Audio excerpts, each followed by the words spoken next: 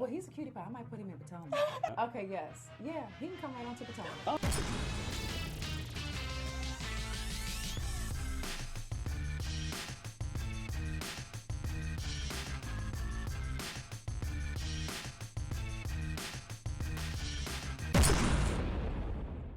What's up, everybody? It's your boy Richie Scott, and I'm back with a brand new video. Thank you guys so much for tuning into the channel. If you haven't already done so, please hit that subscribe button down below. Hit the notification bell button because you just don't know when the news is going to drop. Well, actually, you kind of do, because I come in with y'all every weekday with some news, views, commentary, gossip, speculation, conjecture, all that kind of stuff on this channel. And mostly what do we talk about? Real Housewives, reality TV, all that good stuff that y'all like. If you haven't done so already, please follow me on Instagram and Twitter at DJ Richie Scott. As you guys can see, it's just me back at the desk once again, about to give it to y'all like we normally do. Okay, another big shout out to everybody for wishing me happy birthday earlier this week. It was July 16th. That was on Tuesday. Now let's get into everything that we got to talk about today, because we're going to be talking about Nene Leakes versus the rest of the cast of the Real Housewives of Atlanta, and we got some new on Real Housewives of Potomac. Oh yeah, it's heating up. Now, it's a bunch of other stories going around in Housewives land right now, but honestly, it's so much, I can barely even keep up, so we're just going to focus on the ones I know that y'all really want to hear about. So let's get into this whole Real Housewives of Atlanta news. Now, as you guys know, earlier this week, Marlo had her I Am Her wig event, which we told you guys that Kenya Moore popped into, made some announcements about her own hair care line. It's not clear to me whether or not Kenya was actually invited or not, but she did make her pop up, and it's all over the blogs and all over my favorite Instagram accounts. Make sure you guys check out everybody that I've mentioned, because I like to shout them out, give them credit, and all this good stuff, because everybody works hard to deliver great content for you guys, and I just want to recognize that, because you know what? Why not? Why not? So anyway, let's get into it. So I told you guys earlier that Nene was there, but she allegedly left when Kenya Moore arrived. Well, I don't know if that's necessarily true, because I'm actually hearing via reports that she did actually speak to Kenya Moore, and she was spotted holding a Kenya Moore hair care product bag. I am hearing that the only person that she did not acknowledge was Porsha Williams. Now, all of this will probably get a little bit clearer once it comes to filming. And as always, we're interested in what Nene is doing, because she is one of the people that actually makes the show, whether you like her or not. And I happen to absolutely love her. Now, what Hollywood Life is reporting, and I'm not even gonna get into reading the entire thing, because I can basically paraphrase it for y'all, break it on down, let you know, and then we're gonna talk about it. So Hollywood Life is speculating that Nene is clapping back at her co-stars after they posted group photos together. She posted her own photo of herself with her basically indicating that she is number one. Okay, so, you know, at the end of the day, it's like, what I love about Nene is that she can throw subtle shade without being too direct or in your face about it. So it's almost like, was she shading the rest of them, or was she just posting a hot photo of herself? Y'all let me know down in the comments what y'all think, because obviously y'all got opinions and I like to hear about them, and we like to speculate on this channel. Now, having said that, other news is we know that Marlo had an event at her place where she filmed with Kandi, Porsha, and I believe Tanya Sam, okay? So we got all of these little groups of women filming together. And we know that also Nene had a lunch date with Tanya Sam. So remember, guys, at the end of last season and at the reunion, Tanya and Nene were not necessarily on the best terms, right? This is very shocking to me, but not so shocking at the same time, because I kind of predicted that Tanya and Nene's beef wasn't really that deep. And I'm actually really glad to see them working things out, or hopefully trying to mend some things. Obviously, if they were photographed together, then the conversation worked out in some way, shape, or form. And I like to see that because I really like Tanya on this show. I feel like she brings a fresh energy and a fresh perspective. And I think women in tech is always just brilliant. I have a lot of women friends who are just happen to be women in tech, and so I think this is absolutely dope. Now, let's move on to the Real House. Oh, I want to say something about this too. I've seen a lot of comments online, not necessarily on my YouTube channel, but on some of the other Instagram accounts and other bloggers that actually talk about Real Housewives of Atlanta. And some fans complain about there being too much information before the season actually starts.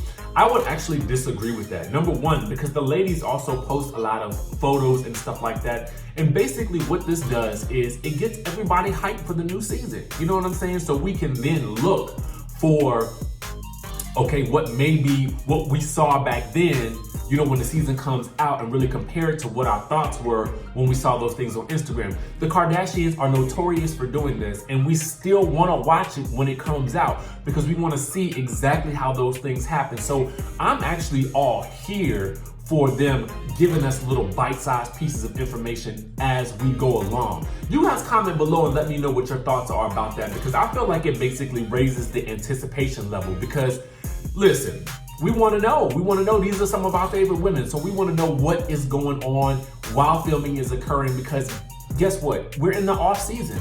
So we're missing our girls on TV. So why not get this extra bit of information for those of us who are true fans? Now, let's move on to the Real Housewives of Potomac. Now, I told you guys maybe 2 videos ago that Katie went off about Ashley calling her house scruffy, okay, in a Real Housewives of Potomac after show. Katie went off basically blasting Ashley for all she is worth. This is after Candace has already done so. And just as a reminder, I'm gonna tell you guys exactly what Ashley had to say in response to both Katie and Candace. She says, "Hello, my friends. Motherhood journey is the best feeling in the entire world. I have stepped out of my peace bubble to say I will spare no one at this reunion. Mail order cooch Katie and hamster face Candace will hear what I have to say then." So obviously she's gonna focus on what she's doing right now. But, you know, Miss Giselle and Miss Robin had to be messy and jump on into the beef. So Giselle tweets, "Robin Dixon, I'm calling Ashley Darby to find out what on earth mail order coochie is." Miss Katie Ross says, "Giselle Bryant, can I get a text when you find out? Because I'm very confused." Robin responds, "This just got very interesting. Need my popcorn and my tea." Candace responded, "Mail order, pots and kettles again." Now this is all shaping up to be very interesting, and I'm not surprised that Giselle is jumping in and stirring the pot as usual, along with her fellow green-eyed bandit Robin Dixon as well. So let me know what you guys think about this. Are y'all team Katie or y'all team Ashley on this one? And now let's move on to another beef that's basically taking over the Real Housewives of Potomac, and I'm shocked about this, and I'm gonna give y'all my opinion about it after we talk about it. So basically, Candace is responding to Monique when she says victimization is a disease.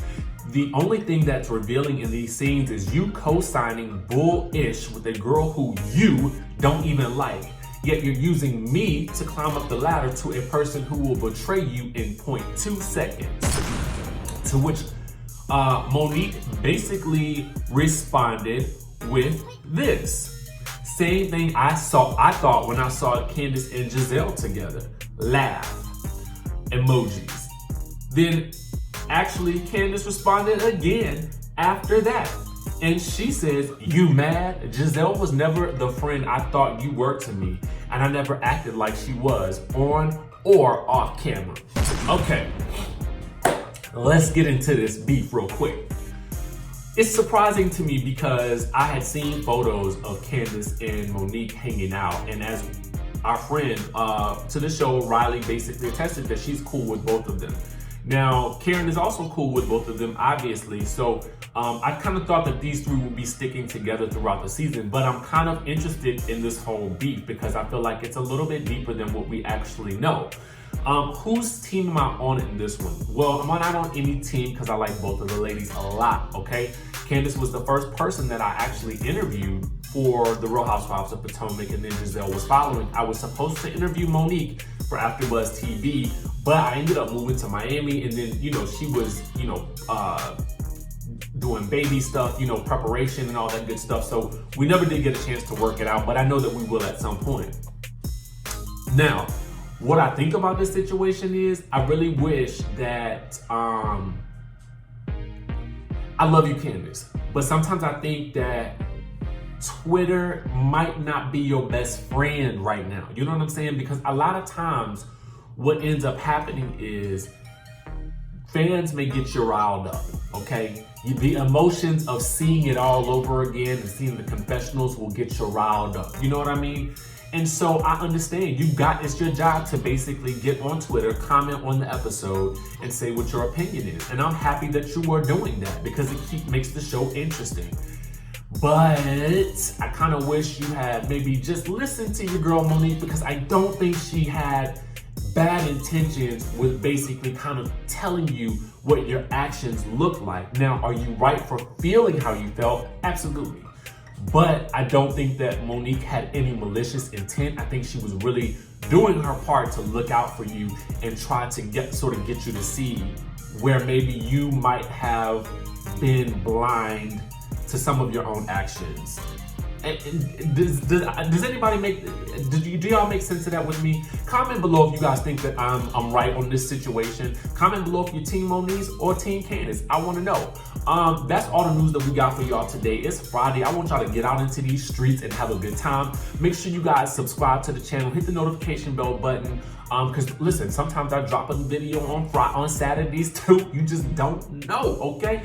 So stay locked onto the channel. I am launching my personal channel soon. I know a lot of you guys have questions sometimes about either the shirts I wear, sometimes beard maintenance questions, sometimes skincare, all that kind of stuff. And I'll tell you guys all about everything that I do on my personal channel, and as well as travel vlogs. I do have my Dubai trip coming up. I have edited part 1 and it is fire, so be on the lookout for that sometime next week. All right, make sure you guys follow me on Instagram and Twitter, and I will see you in the next video.